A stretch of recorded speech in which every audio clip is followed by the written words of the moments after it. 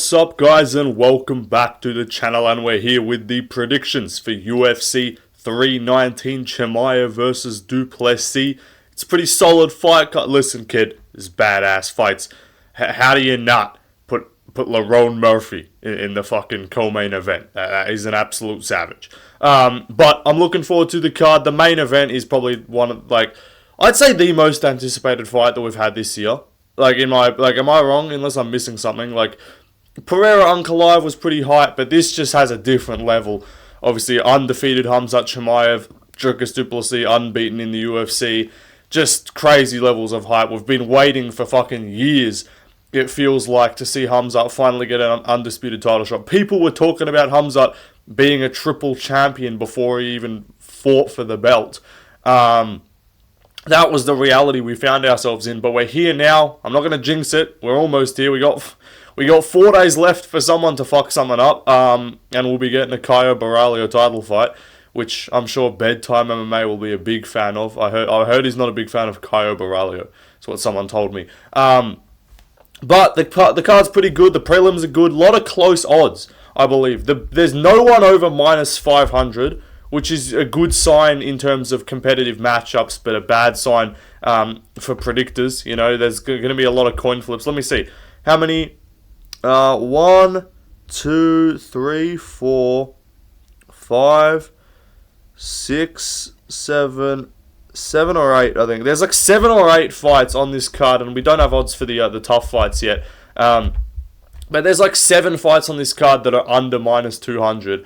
Or under minus 190, and then the other ones all are hovering around that, below minus 300. I think there's only 2 people on this card over minus 300, and it's Chase Hooper and Kai Asakura. So should be pretty competitive matchups. Fights should be fun in execution. I don't look at many fights on this card and be like, yeah, that's gonna stink. That's gonna suck. So anyway, predictions. Let's go. We will be going. Let me think. There's going to be 14 fights once we get the second TUF fight, assuming nothing falls off the card. We're probably going 10-4. Let's be realistic. I know some people are going to jump on there and be like, yeah, we are sweeping the card. It's I'd love to say that, but, realistically, we're probably going to get 2 fights wrong via robbery decision. Someone's probably getting fluke KO'd, will get that wrong, and then there'll be some other shit that I just get wrong. So yeah, we're probably going 10-4, 11-3, something like that. At worst, 8-6 would be the worst we could do, I reckon. Anyway, let's get underway. So the first fight on the card is the TUF flyweight finale between Joseph Morales and Alibi Idris. Or Adiris or something. I don't know what the kid's name is. I'm gonna be just completely honest with you. I have not been watching TUF. I don't think I've ever watched TUF. This shit's just been ass for so long. I'm not gonna sit down and tune into my weekly episode of TUF with heightened anticipation. That's just not what we're doing. I did watch a quick little bit of Alibi Idris tape before recording this, just so I know something about him. I know that Joseph Morales got KO'd by Figgy. Is something that I know. I don't know. I just checked his record. But Adiris, I'm going to pick him to win. He's undefeated, meaning he's doing something right in his career, 10-0. That's without the TUF fights. And yeah, Morales, he's been in the UFC before. To me, that's alright, you got a sub over Roberto Sanchez, and then you lost to Figgy and Eric Shelton, and you got cut. And then since then, he's been fighting in a bit of Cage Warriors action. So, to me, that's you don't really, not that you don't care, but you've been there, at least. Adiris, he's undefeated, he's confident, he's wild on the feet, throws a lot of stuff, got that flying knee KO on TUF, so I'll pick him to win by KO. Anyone who breaks down this fight acting like they know what the fuck they're talking about just doesn't. So there's no real breakdown here. I'm not watching hours of tape for this one. Anyway, let's move on. Also, the other TUF fight isn't actually announced yet. I forget. It's one guy is done. One guy's in, and then I think we fight. It's always good to find out that you're predicting a fight that is getting announced on fight week on a fucking Wednesday. That's always tremendous. But, yeah, the kid's name is Rodrigo Cesanino. Welterweight finale fighting whoever wins the TUF fight tonight, which is obviously already known, but just not released to the public as of yet. Anyway, though, I'll put that. I'm not going to do a video for that. I'm not delaying my prediction video so I can fucking talk about this tough bum. Anyway, let's move on. Next up, we got a tough cookie fight here. You know, two Brazilian tough cookies, Karine Silva and Dione Barboza. I'm going to be picking Karine Silva. I think she's got the higher level of competition on the record. You know, yeah. It's about what we got here. Karine Silva, she's got submission threat as well. She like knee bar / like ankle lock weirdly fucked up Ketlin Souza's knee and subbed her. She's got a lot of finish. She's only got one decision win on the record until I forget which fight it was. Until her last fight before her loss when she beat Ariane Lipski by decision. She was just like, obviously not skills wise, but record wise, the fucking female Shavkat. She was 9 KOs, 8 submissions. Like, you know how Shavkat, his whole thing was like, until the Ian Gary fight was like, he had like 9 by KO, 9 by sub or whatever. This was this bitch. That's what we were talking about. Not we. That's what people were talking about her like. But I don't know. She's mid. She lost to Arujo, but Dione Barboza lost as well, I believe. I think she fought Anesta Karakate from memory and was not overly convincing in that affair or that contest, I should say. So yeah, I'm gonna pick the one with submission threat. Dione Barboza, 33, lost to Miranda Maverick, beat Anesta Karakate by decision, but I remember that was on the Brazil card. I thought she kind of didn't win that, and she finished Diane Belbita in the first round. But Diane Belbita looks like a woman, so you should win that fight comfortably. Anyway, let's move on. Next up, Brian Battle and the Sultan Ruziboev. This one is quite an interesting fight. Brian Battle moving up to middleweight, which I like, not for him in terms of like, I think he'd be better served at welterweight. I don't think he is the size of a middleweight. I think he's just undisciplined and just missed weight by 4 pounds. But I like that the UFC is being a little bit stricter at times with these weight misses. Maybe Battle's the one who said he wanted to move up. Maybe he really was struggling to make the weight, in which case, probably a good move for him. We see a lot of welterweights move up and do well at middleweight. We also see a lot of middleweights move down and heavier man grit their way to some wins. That was not the case with Ruziboev when he fought Joaquin Buckley. He just kind of looked very mid and just kind of didn't look like he knew what to do with all that range. And even recent, like he's got the finishing ability, obviously. You know, he finished Eric McConaughey. You know, that win aged somewhat decently, I guess, because he won a robbery decision over Cody Brundage. But like I poke finished Cedricus Dumas. You caught Bruno Ferreira early. You like caught a kick, punched him down. He hit his head on the mat, got slapped, whatever. And he's unbeaten in the UFC apart from the Buckley fight. But it's like Ferreira fight, okay, because that's his best win. Dumas, McConaughey second round TKO, and then Dustin Stoltzfus decision was like kind of stinky. Like how are you struggling with Dustin Stoltzfus? With his Brian Battle on the other hand, yeah, he kind of got robbed. He kind of won a robbery, I should say, against Randy Brown. But Randy Brown's someone I think would probably fuck up Ruziboev, and it's just better. Like the physicality could be an issue if he does just shoot, because Battle's takedown defense is in question. I don't know if Ruziboev goes to that. Like he feels like a guy who's like confident with himself on the feet. Battle did get like 30-25 by Renat. Since then he's looked solid though. Beat up Gisette, which hasn't aged particularly well. But I'm going to pick Battle unconfidently, but I think lighter man skill, quicker to the punches, better boxing combinations. I'll take him to win. Anyway, let's move on. Next up, Edson Barbozi versus Drakkar Klose. Now, like, I feel like Drakkar Klose, you think of that name and you feel like that's one of those wrestler guys. Like, that's one of those, you know, those crafty wrestlers, you know, mid-level, unranked, just unk guy, shoots a bunch of takedowns, ragdolls a couple people here and there.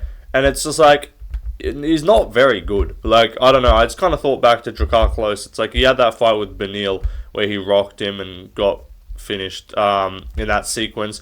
But, like, he hasn't been overly active. He's 37 as well. It's not like he's going to be improving in his career. He's been finished by KO twice out of his 3 losses, obviously. So 15-3 is a decent record. But, like, the wins are Joaquim Silva by mid-decision. Joe Solecki slam KO. Like, okay. Rafa Garcia. Brandon Jenkins TKO. You got KO'd by Beneil. Christos Yargos, Bobby Green back in the day. We're going back to 2018 to find a good win on his resume at the time, Bobby Green. Lando Venata lost to David Tamer, and then that was, before that, it's tough. But, like, the losses are KO to Benny. His UFC losses is, or whatever, David Tamer, that was 2017, but, like, KO'd by Benny in a crazy exchange, albeit, but then KO'd by Alvarez and just picked apart and fucked up. Now, like, Alvarez would butcher Barbozi as well, obviously. But if I'm looking at their recent opponents, like, apart from Alvarez, if I'm looking at their last 4 wins, Joaquim Silva, Joe Solecki, Rafa Garcia, and Brandon Jenkins. Those are Drakkar Klose's last 4 wins. And then let's look at Edson Barboza's. Like, I can do it off the dome, I'm pretty sure. Like, it was the Sadiq Yusuff win was his last win. It's Sadiq Yusuff, Billy Quarantillo, Shane Burgos, Mark Wanamirkani.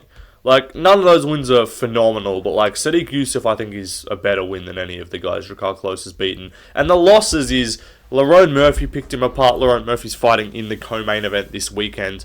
And then you got Bryce Mitchell, who just pressure maxed him, who's a guy who fucked him. Giga back before he just kind of was mid. And it's like Dan Ige, Paul Felder, and then you back up a lightweight, obviously, with the Felder, Gaethje, etc. But, like, I feel like if you're going to beat Barboza, you kind of got to just either be a way better striker than him, which I don't think Drakkar Klose is some technical maestro, or you just got to ragdoll him. And Drakkar Klose is bigger, more filled out, but, like, is he ragdolling anyone? Like, I don't think he is. Like, let me go back and check. Like, yeah, he took down Alvarez for, like, 2 seconds, I think. Alvarez just got back up straight away. But, like, 0 from 7 on takedowns against Joaquim Silva, and he got dropped in that fight as well. Lowkey, how the fuck did he win that? Oh, never mind. It's the total strikes. He got outlanded by like 50. But what's it called? He fought once in 2023. Took down. Oh no, he got taken down by Solecki, and then I think he reversed him. Whatever, ended up on top, slammed him. But I haven't been that impressed by Drakkar Klose. I feel like this is like a prime Edson Barboza, not prime Edson, but like you go every like 5 or 4 fights from this guy, you get one of those highlight reel KOs like the knee against Billy Q. So I think we're sensing a highlight reel, turn back the clock, Joe Rogan, people forget man KO here. So let me take Barboza. Anyway, let's move on. Next up, Chase Hooper, part of the family. This guy's my brother. Me, Austin Bashi. We got our dad Ben Askren. My brother Chase Hooper, and our cousin Roman Kopolov, it's just the Mott pair family, But let me take Chase Hooper to win. I think he's going to win this shit quite comfortably. Alexander Hernandez is just not particularly good, and you think of Hernandez as this dangerous KO guy on the feet, and it's like, yeah, but he lost to Damon Jackson. He lost to Damon Jackson and won a questionable decision over, Kurt Hollabar was the kid's name I was looking for. Like, he just hasn't looked good recently. He just has. Everyone's gonna remember him for his early KO over Benil, right? Where that just then drastically changed the course of his career to the point where now he just can't. He just hasn't been in easy fights for a while. But Hooper, he didn't look phenomenal against Jim Miller, but that's the thing with Hooper. His game is always gonna be takedown first. And then if he can't, he's just going to stay there. So, he's not going to do anything crazy. He's not going to strike with you on the feet. And Hooper's looked way better since moving up from featherweight, obviously. But, you beat Austin Hubbard by split decision and Kurt Hollabar by questionable decision. Both of those were iffy. You lost to Damon Jackson by split decision, which shouldn't have been a split. You clearly lost. Lost to Bill Algeo. His one win... what is he? He's 3-4 in his last 8 in his last 7. Lost to Moicano, obviously. Lost to Billy Q. I don't know. I just don't think he's that good. He's been subbed once. Who subbed him? Moicano subbed him. I think we're looking at a submission here for Chase Hooper. That's no shit. I'm not being a fucking genius when I say Chase Hooper's most likely to win a fight by sub, but the Jordan Levitt round 1 submission for him looks good now. Levitt just went out there and won a fight recently, I think, by finish. From memory, Clay Guida smoked him easily, whatever, but beat up Borshev, that's solid. none of the wins are that good, but it's like he just feels like a guy who's coming into his own. He's 25 still only, like he's going to be improving. And so yeah, I think Chase Hooper, this is a very winnable matchup for him. Like if they chuck this dude in there with like a fucking like a Diego Ferreira, then I'm probably picking against him. Then I'm probably being like also just for reference, I know I'm a bit of MMA math here. Like Hooper went out there and subbed Jordan Levitt in a round. Jordan Levitt just subbed Kurt Hollabaugh in a round. Like I think there's a difference in grappling ability, and Kurt Hollabaugh is a guy who close, questionable, not questionable, like close-ish decision with Hernandez. So yeah, I'll get Chase Hooper to win this. Anyway, let's move on. Next up, Jessica Andrade versus Lupe Godinez. We got more. Let me sit up for this one. We got more tough cookies here. These ones are ranked tough cookies. I'll pick Lupe Godinez to win. Andrade is just like, I don't think she cares about her career anymore. Like she's legitimately just showing up for paychecks. Like against Jasuda Vicious, who like is good, yeah. Like Jasmine Jasuda Vicious is a good fighter, but like you can't just be getting ran over in a round by Jasmine Jasuda. Like Jasmine is not some absolute feared fucking grappler that's just killing everyone. Like please don't just get ragdolled and submitted immediately. Now I think she's back down at strawweight here, which is good. I don't know why she fights at flyweight. You're 5-1. But Andrade, just her record overall recently just has not looked good. Lupe Godinez in her last fight fought Julia Palastri, I believe it was, and looked good-ish. Like she looked good early, and then Palastri kind of put it on her. But apparently post-fight, Godinez said it's because she literally needed to shit. Like I'm not making shit up. Also, Andrade is 2-5 in her last 7. Wins over Dern, who can't strike, and Rodriguez. Now, I know you'll say Dern beat Lupe Godinez, which, like, yes, true, but different scenario. Dern can't strike at all, and Dern just decided to not grapple in that fight retardedly. But, like, the Palastri win was alright. Beat Tabitha Ricci, beat some other people. But, like, the Jandiroba fight was close, pretty close. And Jandiroba is someone who's quite good, so I'm going to just pick Lupe Godinez. I'm going to excuse the performance where she said she literally needed to shit in the 3rd round, which is why she threw no offense and backed up the whole time. So yeah, I'll give me Lupe. I just can't trust Andrade. She's like the youngest Unc ever. I'm saying Unc, like she's probably a dude. Like, dude, she's 33. Anyone else think Andrade was like 39 years old? Like, she's 33. That's crazy. Anyway, let's move on. Next up, Mikhail Oleksiejczuk versus Gerald Meerschaert, GM3. I'm going to pick Mikhail Oleksiejczuk to win. As much as GM3 is the GOAT, I think the GOAT is a little bit past his prime. He's like 37, I believe. He's getting up there.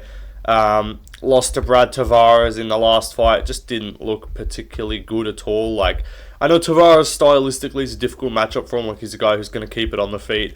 And GM3 is going to lose. And, like, the RDR loss is very acceptable with how he's been looking. But still, it's like, I don't know. And this does kind of feel like a fight where GM3 wins. Because you get those fights, like the Shabazian fight. You're like, this is going to be on the feet. This might enter grappling. And if it does, he's definitely, like, able to beat Mikhail Oleksiejczuk. But, like, lost to Petrosky, got whooped up bad by Joe Pyfer, beat Bruno Silva. But, like, I don't know. He's just been trading wins and losses, like Dustin Stoltzfus win, Makhman Muradov, you know, cool. He's susceptible to getting KO'd, is what I'm saying. Like, Ian Heinich KO'd him. Obviously, Hamzat collared him in a fucking round in, like, 10 seconds. But, like, Mikhail, like, I think I like him, the new move with the Fighting Nerds. He looked better against Dumas. Again, it's Dumas. And he did get subbed by Holland, which is a terrible look. But he dropped Holland. And so Holland's got that crackhead chin. If you're able to drop Holland, I think you can drop GM3 in just a goofy stand-up exchange. Like, you lost to Shara, but you had a tough scrap with Shara. You know, you just got outstruck on the feet. You know, Michelle Pereira just killed him early, but, like, if you get killed by Michelle Pereira early, it's not a bad look. It's kind of just like, oh, whatever, you just couldn't survive. But, like, Baralio there is the issue, though, because, like, Pereira subbed him, obviously, and then Baralio subbed him, and then he got subbed. He's been subbed quite a few times. He's been subbed 6 times. So this really I could see a GM3 submission here. But all the guys that are subbing him are like guys who kind of can get it to the ground, I guess. Like OSP, Jimmy Crute, couple of his regional fights. But OSP, Jimmy Crute, Caio Borralho, and then Michel Pereira basically came off strikes. And then Kevin Holland dropped him. That's how the fight ended. Mikhail dropped Holland, which is how they ended up on the ground. I don't know if GM3's got the strongest wrestling. Who's he really, Shabazian got tired, right? And he kind of took him down, subbed him after getting beaten up a little bit early. Subbed Brian Barberena. But, I don't know. I'm just going to pick Mikhail and assume he's looking better in his career at this stage. Anyway, though, let's move on to the next fight. Next up, Diego Ferreira, CDF versus Robert Green. I'm picking CDF to win. Kind of don't know why the odds are this close, which worries me. Because a lot of the time when I look at a fight and be like, why are the odds this close / why the fuck is this guy the favourite? It ends up being like a fucking Waldo Cortez Rebellas to Spain situation. Or like a few other examples where I've just been or Morgan Charrier, Nathaniel Wood. I'm like, Charrier is better, and then he wasn't, and he lost. So maybe Robert Green just schools him on the feet somehow. But I just think his chin is cooked. And apart from the Jim Miller win, he just hasn't looked particularly good in any of his fights. Okay, you got killed by Rufy, and he's always going to be doing his thing early, which is why you'll be like, oh, maybe he's not that washed, it's just the chin, but his skills are still there. It's he's always going to be looking decent early, but this hands-down style has stopped working for him. And he's not changing it. It's not like after the Turner fight, he came back and fought with a high guard and was fighting like Yalia with his tight high guard boxing style. No, he has his hands down like a spastic, and he's just taunting and then just still getting slumped. You've been slumped 6 times now in the last 3 years, and you're still taunting with your hands down on the feet. Diego, I can just sense a big meaty overhands KO like he did with Michael Johnson, or a straight right down the middle and just flatline Bobby Green, or drop him bad. 38, CDF is older, but he looks less washed. CDF had a relatively competitive fight where he kind of lost by just getting out physicality'd in the grappling by Grant Dawson. I know, yes, Bobby Green fluked Grant Dawson in 30 seconds, alright? But if you're telling me that fight extends, he's gonna... But, that's a different style. And for every striker Bobby Green has fought recently, he's lost to. Jim Miller's not a predominant striker. That's not his game. But, slumped by Rufy, Pimlet subbed him, whatever. Jim Miller, okay, cool. Grant Dawson, Jalen Turner absolutely murdered him. Cool, you beat Tony Ferguson and Grant Dawson. The Grant Dawson win is aged well, but it was a fluke, alright?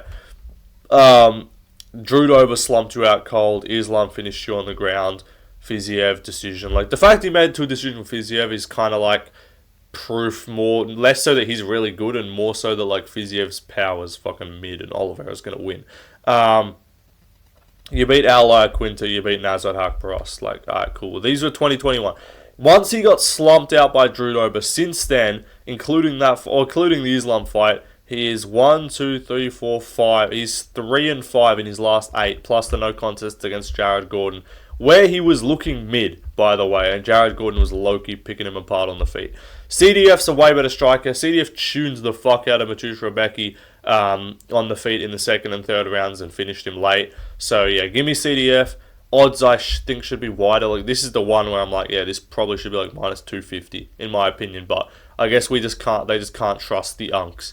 Plus, he's got the option to grapple if he wants to. Anyway, let's move on. Main card opener, Kaya Sakura, Tim Elliott. This feels like a better debut for Kaya Sakura. This feels like what the debut should have been. Instead of getting rushed into a title fight and just getting smoked immediately by Pantoja, who's just obviously going to beat you. That's just going to happen. Grappling wasn't tested. Now, Tim Elliott is another guy who will grapple, but he's not Pantoja. He doesn't have the wrestling of Pantoja, he doesn't have the physicality, doesn't have the chin, doesn't have the striking. He's just in no way better than Pantoja in any aspects. So this is a much more appropriate level matchup.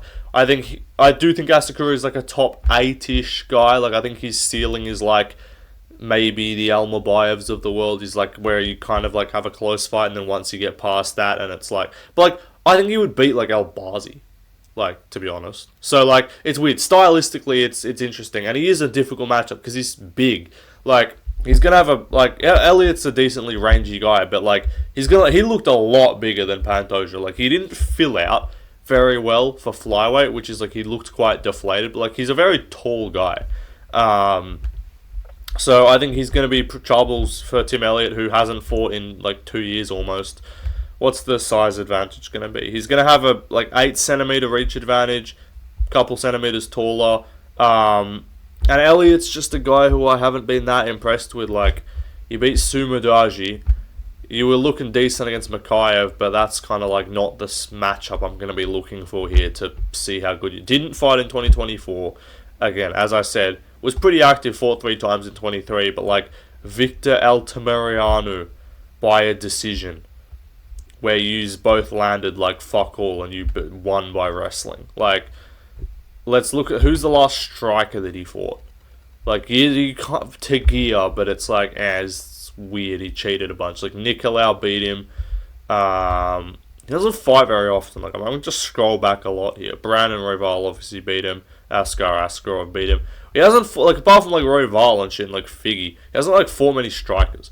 I think this is going to be a trouble for him though. Like, I do think Asakura is just a way more dynamic guy. Like, he flying kneed Pantoja clean in like the first 20 seconds of the fight.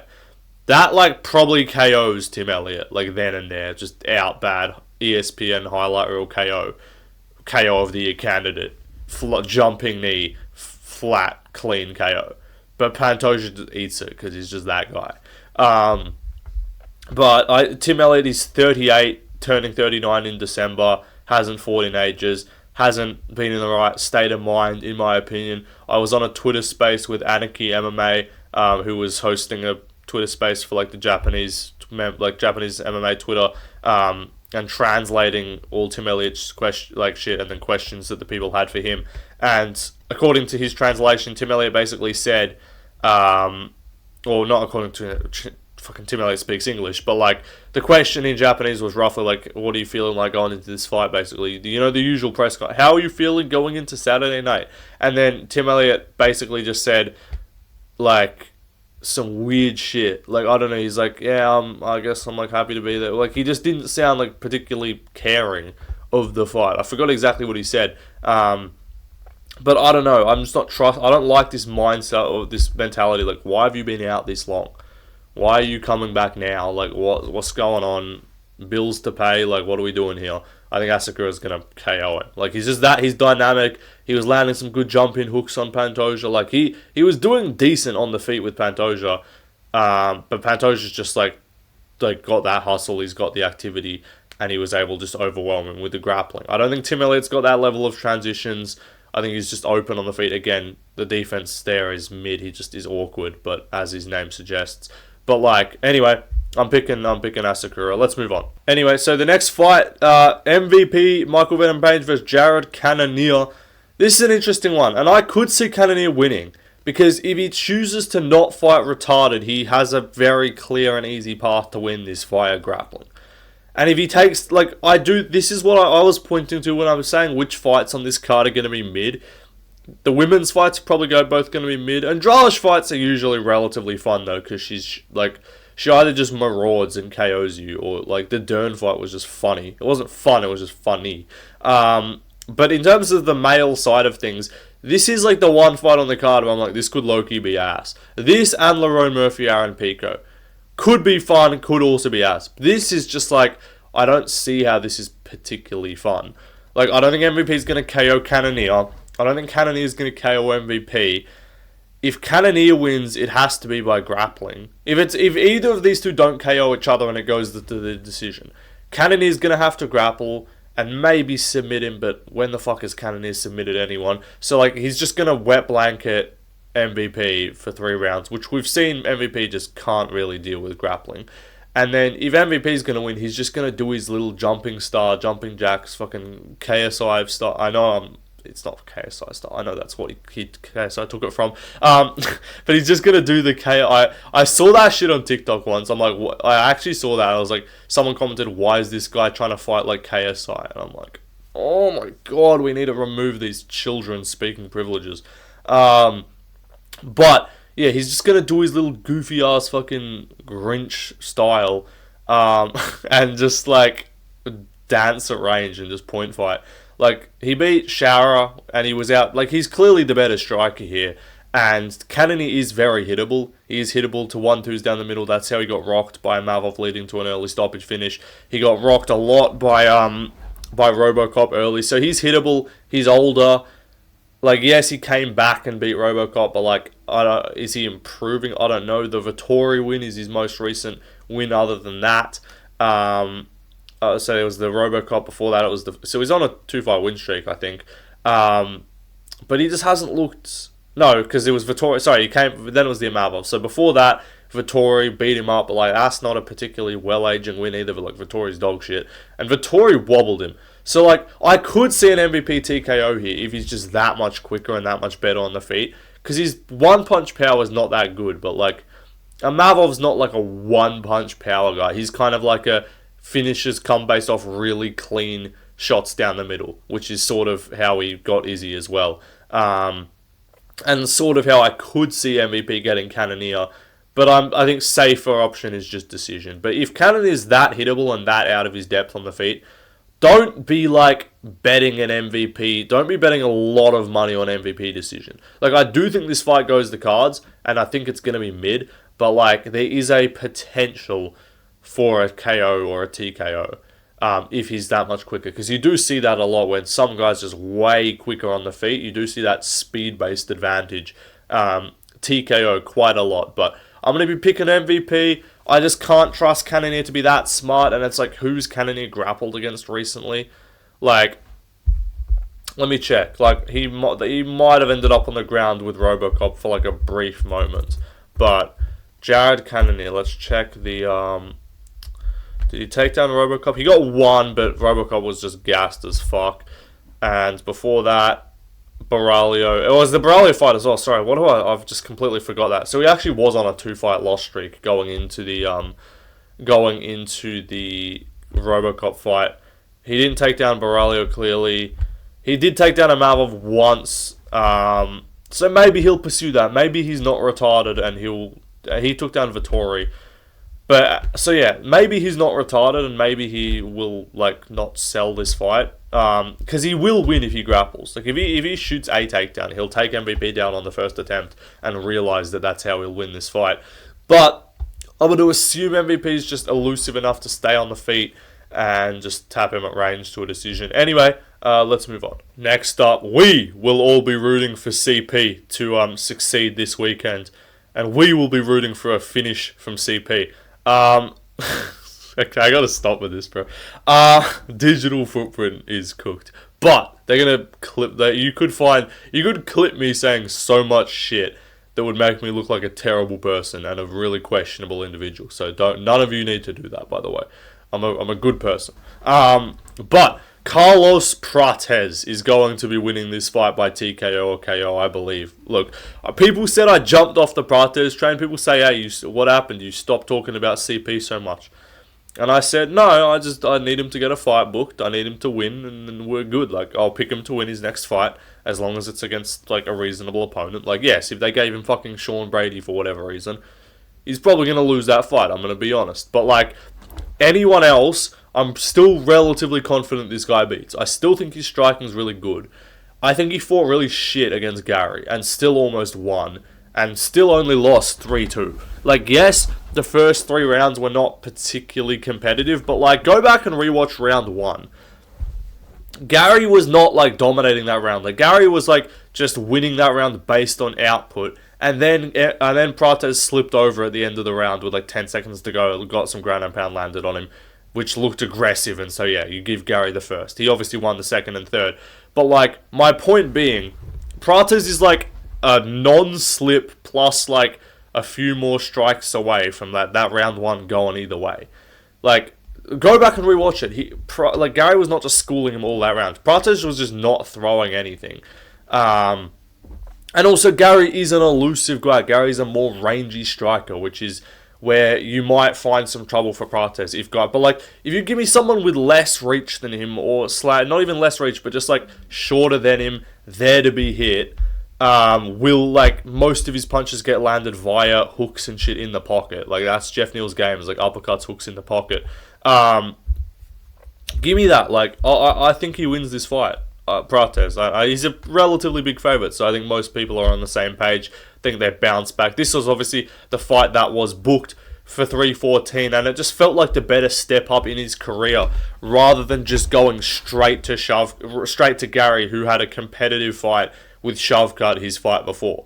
Like, it was booked as like a short notice-ish for Gary. Obviously, different change of opponent for Prates. But let me check. What's the advantage here? Prates with like a 3 and a bit inch reach advantage. He's going to be a couple centimeters taller as well. But that's the thing with like Jeff Neal. I think if you look at his record and you say, who's he looking good against? Who's he looking mid against? He looks good against RDA. He looks good against Vicente Luque. You know? He looks good against a few other guys. Because his striking is good and his boxing is good. So that's like, he could be tagging up Prates a little bit, but he's been finished by KO before. But like, okay, so he looked good against RDA and Luque, split decision with Ponzi, lost to Neil Magny's awful. You know, Mike Perry, Nico Price, the Bilal win way back then. But again, even stylistically, that's like a decent matchup for him even now. But he's 34. Not that old, but like, he hasn't fought particularly often. He also, another thing, the reason why he pulled out of the first Prates fight is because he like needed like a surgery or some shit, and I think he's had multiple of those in the past. Like, I don't like that for him. He's had a few medical issues and stuff. But like, yeah, Ian Gary was just able to stay on the outside and do his thing. He did the exact same thing as he did to Prates, but Neal didn't have the moment where he had Gary on his fucking knees, like, crawling away from him. And then the Shavkat fight, Scott scrappy and like, you know, that was good. And so that's why people will be like, oh yeah, but he hurt Shavkat a little bit. Shavkat also was like rocking him, and Shavkat's not a guy with like a massive like power punching ability, I would say. So you give me these longer, rangier guys who can use that reach and who can catch you on the end of their 1-2s and stuff, who can mix it up to the body. You know, he's been hurt to the body as well. Kicks and stuff susceptible. So I think Prates just has the weapons here to get him. You know, I think he's got the power, he's got the mixing up ability. He can mix it up to the head and body. He can mix in knees and stuff. We've seen him do that. We've seen him just back you up. And yeah, I think this is a better matchup for him. Someone who's not going to be at a drastic hand speed advantage as well, dancing in and out on the outside. Like, Neal's not going to be on his toes, like, popping in and out, like jab, low kick, up that. It's going to be pretty much pure hands, and Prates is going to mix it up. So give me CP for the win. Anyway, let's move on. Lerone Murphy, aka Leon Edwards. Lerone Murphy, bruv, is everyone's favourite 35-year-old featherweight prospect versus Aaron Picto. I don't know, man. Like, I'm getting edits of Aaron Picto knocking guys out on my page, and I'm like, yeah, this guy looks pretty cool. You know, he's got some aura. You know, UFC did a whole fucking press conference for this man. He's the next big thing. And I also then think, I've read this book before, I've played this song before, I've done this dance before, I've watched this movie before, bro. I've seen this story. I know how this ends. Hyped up Bellator / other promotional guy comes over in their debut and looks fucking mid. Like, this is just Bautista, bro. Like, this is just Mix versus Bautista. Different in terms of the stylistics of it, but like, still, I don't know, like, this is just fucking like Kai Sakura Pantoja. Like, no, it's not, but like, you know what I mean. Like, Chandler won his debut by KO. It's like, alright, cool. And like, MVP beat Kevin Holland, you know. But like, this just feels like the type of matchup where it's like, hyped up guy, KO power, great tape, like, great highlight reel, you know, all this. And then the Lerone Murphy just fucking strikes him at range. just wins the 29-28 decision. Like, this is gonna look like a Lerone Murphy fight, bro. This is just gonna be a Lerone Murphy fight. Now, it's not like I don't think Pico's good. He looked really good in his last fight against, like, Alvarez or some shit, whatever the kid's name was. Pedro something. You know, he beat a motherfucker named Pedro. Like, good job. Motherfucker's 24-7. Like, 20, like, some shit like that. Like, 20, no, he's like, I don't know. It was worse than that, actually. Never mind. But, like, the thing is with Pico, like, he's been finished before. He's 13-4. And he's not even fighting a high level of guys. Like, at least Mix coming in had a good resume of names. Like, at least, like, let me see. Corrales. So, Corrales was his last one. He looked good. You know, finished Calvallo. He's got that sort of, like, jacked wrestler, boxer style. You know, predominant striker, I'd say, in his last two fights. But he mixes up the takedowns, obviously. Shoulder injury to Jeremy Kennedy. I'm not going to hold that against him. And the KO losses were earlier on. Like, back in 2019, he got finished by KO twice in a row. But, like, it's not like he's beating some high level of opposition. Like, at least Mix had the wins of, like, Pettis and these other guys, right? But, like, and so you can be like, okay, yeah, cool. And, like, Bautista, like, we view as kind of mid. Like, I think Lerone Murphy is better than Bautista. And maybe, I would say Pico is probably a bit better than Patchy Mix in terms of, like, danger levels. You know, he does have that KO power. We've seen Lerone Murphy get cracked a few times. You know, Danny Gay dropped him. And he does look tentative against these big, like, power puncher kind of styles. But, I don't know, dude. Like, I just can't. Like, I can vibes pick and aura pick Aaron Pico and just assume he's going to look good here.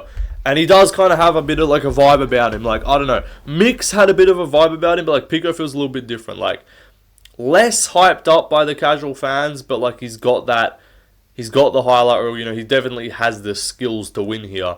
But I just, like, I can't pick him when his best wins are, like, just old Bellator unks, bro. Like, it's not like he's even beat, like, a Patricio Pitbull, where I could use that for reference. Like, there's no one here I can use for reference and look and be like, yeah, that's a guy that, like, I think would give a competitive fight to Lerone Murphy. Like, Henry Corrales, who is, like, 38 and has the most mid record. You're like 21-8 record, 39 years of age. Let's just do a background check on fucking... This is a job interview, bro. We're doing a background check on Aaron Picto. 39-year-old. And he, again, his last fight was February 2024. We've seen this story. We've seen these guys. Patchy Mix, I'll tell you it's the exact same fucking thing. Because this guy, before when he came into the UFC, had coming off a relatively long layoff. Like, hadn't fought in a hot minute. And again, Pico's a bit younger, you know, 28, but, like, Mix is only 31. It's not like Mix is... the other guy I forgot to mention was obviously Pitbull before, but he's older. When I was talking about, like, hyped up guys come in and lose. He wasn't quite as hyped. Like, we kind of knew the situation there. But, like, bro, Mix came in 20-1, but, again, hadn't fought since May of 2024. So he'd fought more recently than Pico. So this is what, like, 15, 16 months out the cage for Aaron Pico. I don't like that. Like, I don't like that he hasn't fought since February 2024. A year and, March, April, May, June, July, August. 18 months ago. With 18 months out of the cage. Like, he's going to come in, bright lights, he's going to feel the nerves, he's going to feel the pressure. That's what all of them do. They all look mid. What's it called? Pitbull looked mid in his debut and looked way better in his next fight. Like, this dude's going to get 29-28 decisions by Lerone Murphy and just look mid. And then go out there in his next fight and look really good. And I'll probably pick him to win his next fight. And I'll probably pick Patchy Mix to win his next fight. That's just what happens. And everyone's like... Because everyone said, oh, that's not the real... Like, all these Bellator hardcores and these PFL hardcores that have just been, like... acting like fucking Johnny Eblin and all these other fuckheads and Yaroslav Amosov are going to be UFC champions. And then, like, Mix comes over, shits the bed, looks at me, he's like, yeah, but that's not Patchy Mix. Like, he was just an off night. Like, he just looked bad. And I'm like, again, willing to, assume that it probably was. Still, they're not winning the belt. But, like, I think that's just the same thing we're going to see here. Dana's really hoping Pico can kind of establish his name as a contender. They're praying for someone to, like, really assert themselves in front of Movza. And maybe it happens. And I actually think he had a better chance of beating Movza. Just saying, stylistically, I think he had a better chance of beating Movza. A guy who is hittable, who is like a wrestler style. I do think like Pico would have a decent chance of stuffing some takedowns early, maybe keep it on the feet, just marauder KO. But just this technical range style, knows what he's doing on the feet, knows how to keep you at bay, knows how to just be effective. As long as he just remains relatively high output and just doesn't get caught, I don't think Pico wins the decision here. I think it's Pico flukes a KO, or the more likely scenario is just Lerone Murphy just outstrikes him at range because he's just a better striker. And he's not a 39-year-old who's 21-8 record. Like, dude, this dude's unbeaten. He's not technically undefeated. He had a draw with Tuhugov or whatever, I think it was. But apart from that, he hasn't lost. He's doing something right. Like, even when he was less experienced in his career, like, he still hasn't lost. Where it's like, Pico's had those losses. He's been finished. He's hittable. So yeah, I'm taking Lerone Murphy. I think the odds are just pure hype-wise again. It's the same bullshit. Like, obviously, I know Yair was favourite against Pitbull. But, like, Mix was favourite against Bautista. I think this is just going to be the same thing. Like, Bellator guy, PFL guy comes in, looks mid on the feet, can't find their offense, doesn't mix it up, and you're like, why is he not grappling? Why is he just standing at range getting outstruck?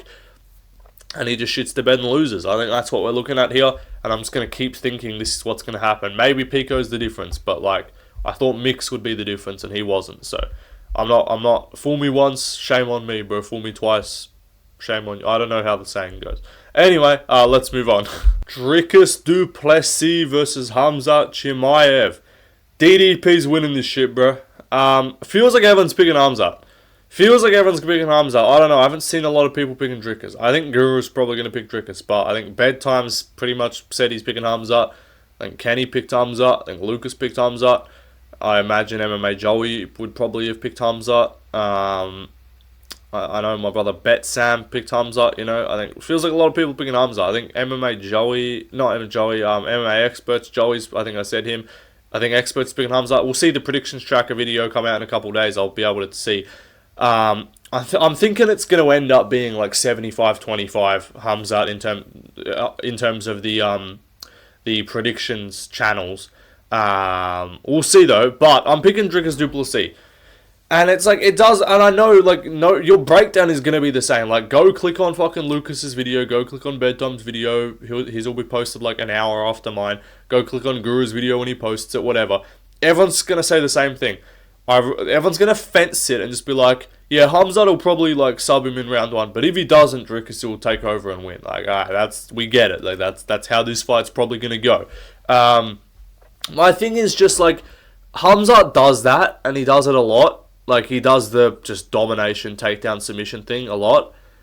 He doesn't really do it, like, consecutively, if you know what I'm saying. Like, recently at least. To start his career, obviously, he ran everyone over. But then it was like, he hit a roadblock where it was like, okay, he subbed Jing Liang in a round. Burns, war decision. Everyone's like, oh, let's reassess Hamzat. He's not just some guaranteed triple champion. And then he comes back and just smokes Holland. Subs him immediately. Like, done. Alright, cool. Then he takes a year off, doesn't fight for ages, takes Usman to the cards. And again, it's Usman to the cards. Like, I'm not blaming you. Short notice. Alright. Had him in a lot of trouble. And so this is my... and then he takes a year off again, and then we're like, oh, maybe Whittaker will give him trouble. Like, some people were picking against Hamzat in that fight. I was not one of them. I picked him to beat Whittaker by round one submission, and he doesn't. He just runs over Whittaker, kills him. Now that it's like, alright, it feels like now that when you do it once, or you bring that feeling back and you have that just crazy, like, domination, round one sub, he's gonna just be a fucking goat of the sport. And then the expectations are back on him. It feels like he hasn't produced that result twice for a while now. And again, that's no technical fucking logic, because the technical breakdown is just like, yeah, Hamzat's a fucking freak of nature and he takes everyone down. Like, no one's, like... And he didn't shoot a lot on Burns. And I'm not going to be the guy to just bring up the Burns fight, because it was fucking ages ago, and it's hard to tell. But again, that's the thing with Hamzat. It's hard to know, because the Usman fight was in 2023, in October. And then he didn't fight again for another year, and then the Whittaker fight was 2024 October, right? And in that time, he looks way better, but it's kind of like, we're not seeing him very often, so it's like, alright, do we know what these improvements are? But the Burns fight, 2 out of 3 on takedowns against Burns, stayed on the feet, obviously, for majority of the fight, was getting tagged, and that's my thing of, like, I'm not gonna, like, really bring up the Burns fight in terms of the not submitting him in a round aspect of it, because, like, Burns is a very good defensive grappler. But what I'm going to bring it up in terms of is, like, on the feet, I still think he's open. Like, we've seen, like, him just be dominant on the ground. We know that's in his game. We know that's in his arsenal. He can do that.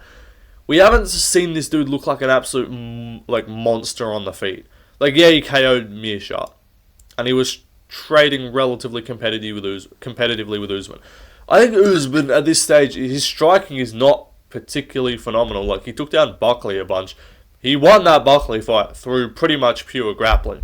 Like, that was not, like, Usman fight again, on the feet, outlanded him on total strikes because of a lot of the ground and pounds, but, like, 4 out of 12 on total takedowns.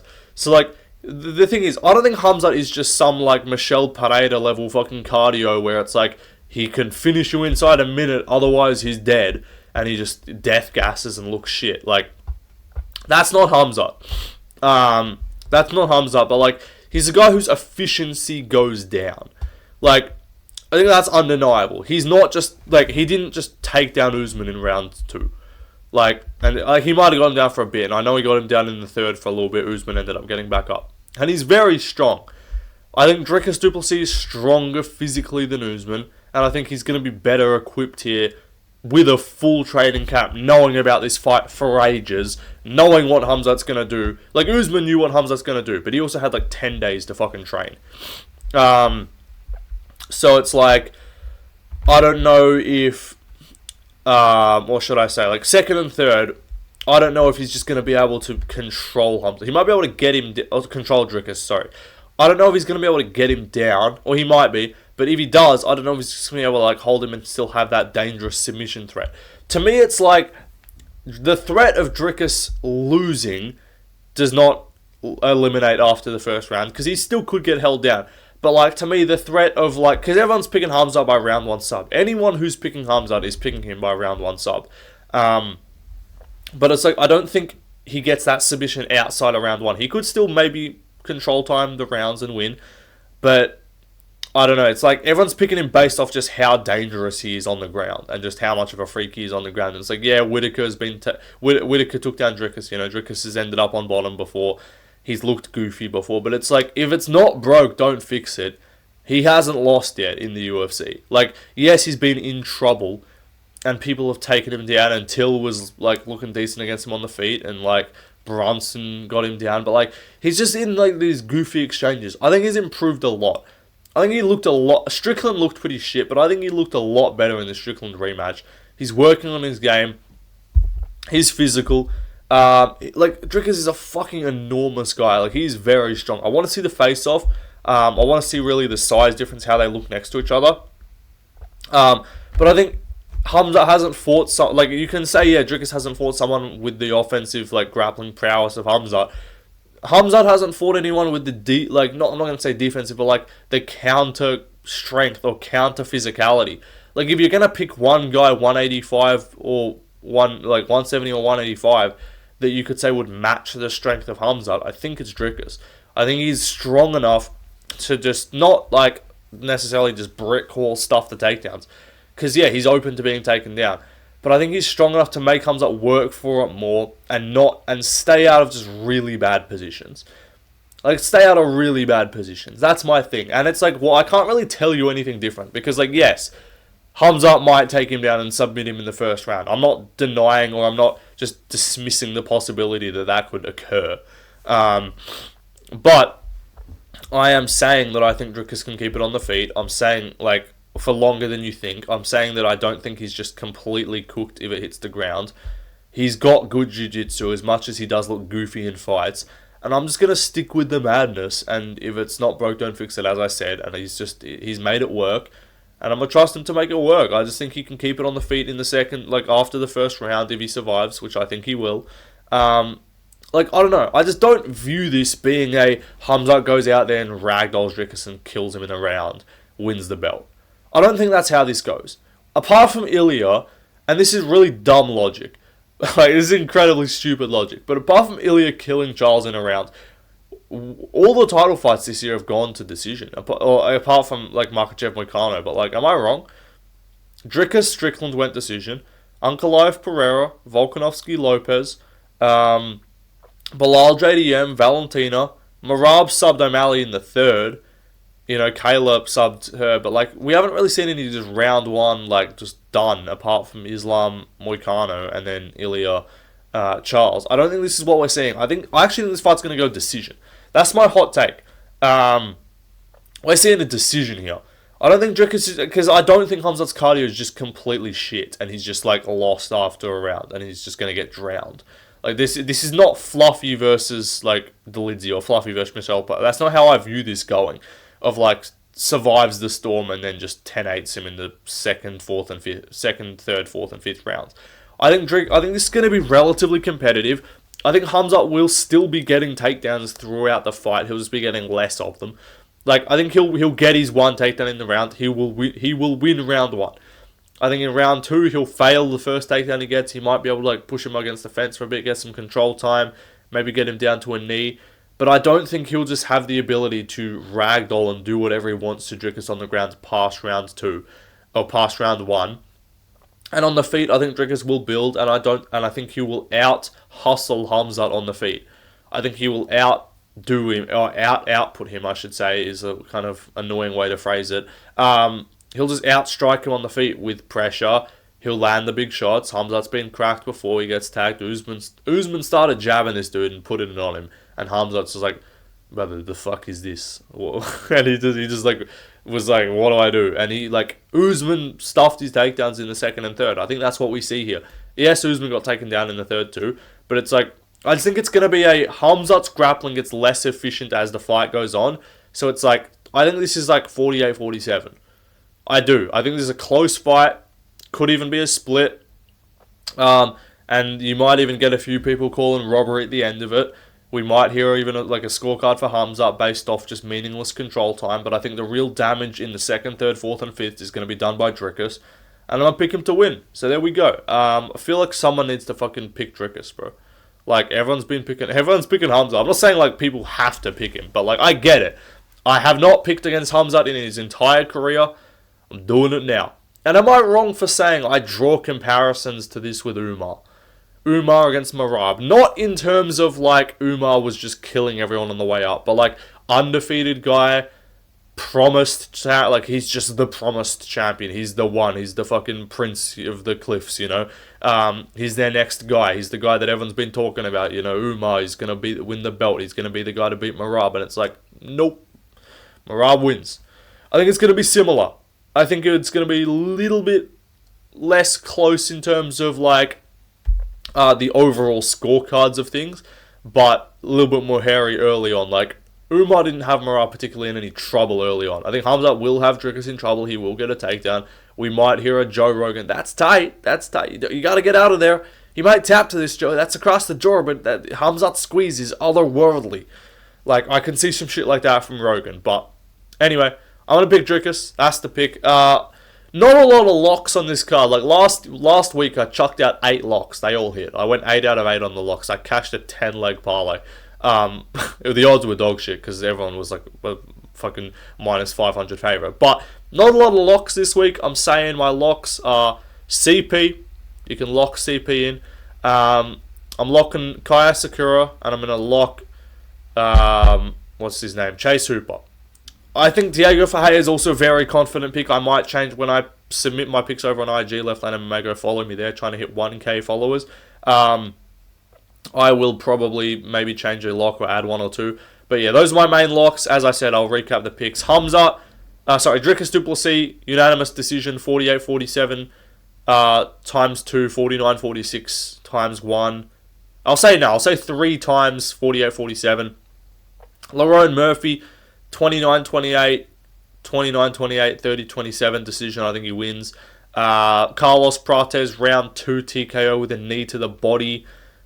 stemming from a knee to the body, or a right hand, straight right, puts him down.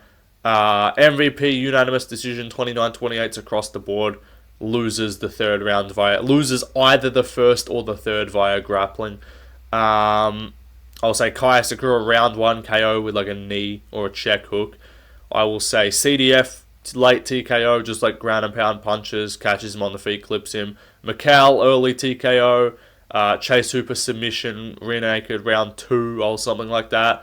Godinez UD, and then the other fights, battle decision, Barbozi TKO round 1 with a knee. I'm predicting a lot of knee KOs. Anyway, guys, goodbye.